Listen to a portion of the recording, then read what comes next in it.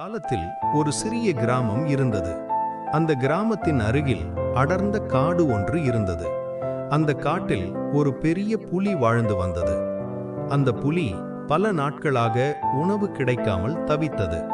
பசி அதிகமானதால் அது அடிக்கடி கிராமத்துக்கு வந்து மக்களை பயமுறுத்த தொடங்கியது. கிராமத்தினர் எல்லோரும் அஞ்சினார்கள். அப்போது அந்த கிராமத்திற்கு ஒரு நல்ல மனம் கொண்ட மனிதன் வந்தான். அவன் மிகவும் அமைதியானவன்.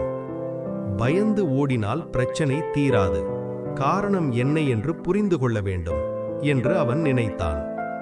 ஒரு இரவு அவன் ஒரு மெழுகு விளக்கை ஏற்றி காட்டு எல்லைக்கு சென்றான். புலி அங்கே நின்று கத்திக் கொண்டிருந்தது. மனிதன் ஓடவில்லை. அமைதியாக அந்த விளக்கை தரையில் வைத்தான். மெழுகு விளக்கின் மென்மையான ஒளி இருளை களைந்தது. புலி மனிதனை பார்த்தது. மனிதன் மெதுவாக சொன்னான், "நீ பசிக்காகத்தான் வருகிறாய், ஆனால் பயமுறுத்துவது சரியான வழி அல்ல. நாம ஒருவரை ஒருவர் புரிந்து கொண்டு வாழலாம்." மனிதனின் அன்பும் துணிவும் புலியின் மனதை மாற்றியது. அது மெதுவாக அமைதியானது.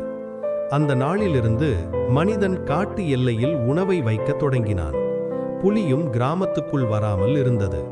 கிராமத்தினர் பாதுகாப்பாக வாழ்ந்தார்கள்.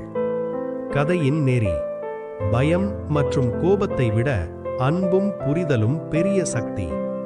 இது போன்ற நிறைய சுவாரஸ்யமான கதைகள் பார்க்க நமது ARK Moral Stories சேனலில் சப்ஸ்கிரைப் செய்யவும். என்னை மன்னிச்சிருங்க, வேலையாக இருந்ததால் போன 2 வாரம் வீடியோ போட முடியவில்லை. இதற்கு மேல் தவறாமல் வாராவாரம் வீடியோ வந்துவிடும்.